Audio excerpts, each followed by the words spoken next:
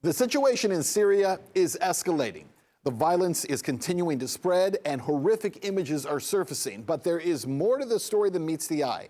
What role does Ukraine play in all of this? You won't believe it, but we're going to tell you. I'm Ben Swan. This is Truth in Media.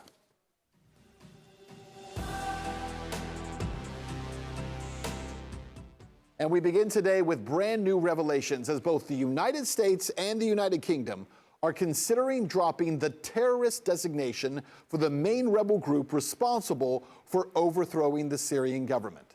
Of course they are. Why would they do that? Well, could it be because the so-called terror group that just overthrew Assad, just like ISIS in the past and al-Nusra, which is al-Qaeda in Syria, are trained, armed, and funded by the US, the UK, and Israel? Yes, spoiler alert, wake up. Yes, they are. But it gets even better. Reports show that Ukraine recently sent 150 drones and 20 drone operators to assist these Syrian rebels. Are you kidding me? Hello? Is this thing on? Are you listening to what we're saying here? Ukraine, the country that we have sent $250 billion to because they're facing an existential threat from who? From Russia, who's going to wipe them off the face of the earth. So we've had to send them our treasure. They are fighting for their very lives, we're told, and yet somehow they have the capacity and the ability and the latitude to send drones and drone operators into Syria. Are you kidding me? This is absolutely insane. And the whole purpose is to overthrow the Assad government. How is that a priority for Zelensky? And how is that a priority for the people of Ukraine? It certainly is not. How do you know if your kids are hungry? Have you ever asked yourself this question? I'll tell you how. You give them an apple, and if they won't eat the apple, they're not really hungry.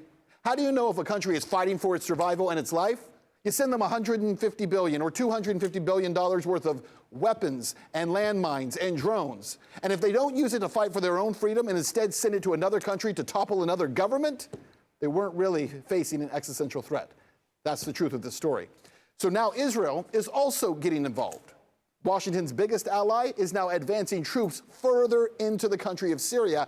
And guys, look at this video here, showing how they completely left Syria's navy absolutely decimated on Tuesday after a battle again in Syria.